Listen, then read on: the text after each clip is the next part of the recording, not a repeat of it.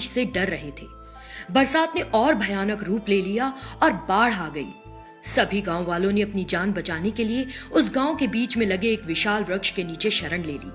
थोड़ी देर बाद बारिश होना बंद हो गई और सारा पानी नदियों और नालों में बह गया।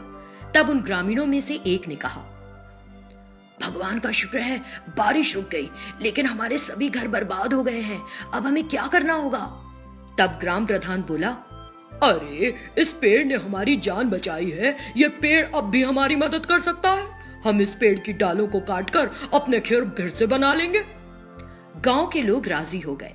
तब उन्होंने उस पेड़ की डालों को काट डाला और अपने घर फिर से बना लिए। लेकिन इस बात से पेड़ बहुत उदास रहने लगा। हे ईश्वर, किस तरह के लोग हैं ये? जब मदद की जरूरत थी तो मैंने उन्हें अपने नीचे सुरक्षित रखा, लेकिन ये भूलकर इन्होंने मेरी डालें ही काट दी। बड़ा क्रूर दिल है इनका। वो पेड़ बहुत रोया। फिर कई दिन गुजर गए। उस पेड़ पर नई डालें उग गईं और वो फिर से एक विशाल पेड़ बन गया। एक दिन अचानक एक शैतान आकाश में उड़ती हुई उस गांव में आई और उस गांव पर आग बरसाने लगी, जिसे देखकर सभी गांव वाले फिक्रमंद हो गए। नहीं, ये बड़ी क्रूर शैतान है, हमारे गांव में आग लगा रही है। वे बेहद डर गए।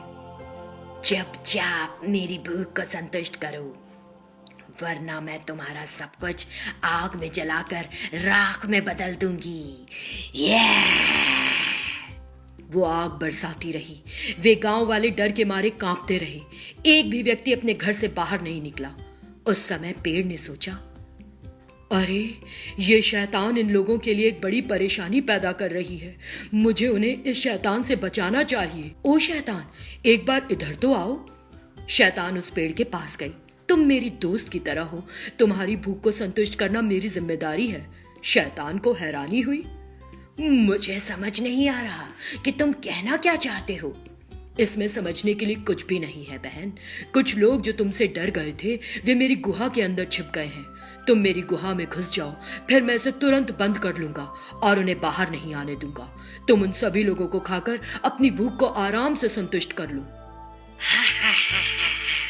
क्या बात है मेरे दोस्त, तुम तो बड़े काम के हो।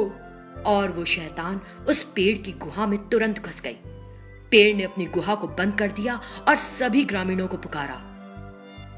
तुम सबने वो शैतान देखी ना? अब वो मेरी गुहा के अंदर है। यदि तुम उस शैतान से छुटकारा पाना चाहते हो तो मुझे आग लगा दो। तुरंत ही ग्राम प्रधान ने पेड़ के लिए एक बार भी सोचे बिना उस पेड़ को आग लगा दी। पेड़ की गुहा के अंदर शैतान को भी आग ने पकड़ लिया और वो चीखने लगी, मुझे बचाओ, मुझे बचाओ, तुमने मुझे धोखा दिया। अरे नहीं। शैतान और पेड़ पूरी तरह से जला दिए गए। इस तरह उन ग्रामीणों को बचाने के लिए पेड़ ने अपनी जान तक दे दी। हमारी अच्छाई दूसरों के हमारे प्रति बुरे बर्ताव से कम नहीं होनी चाहिए।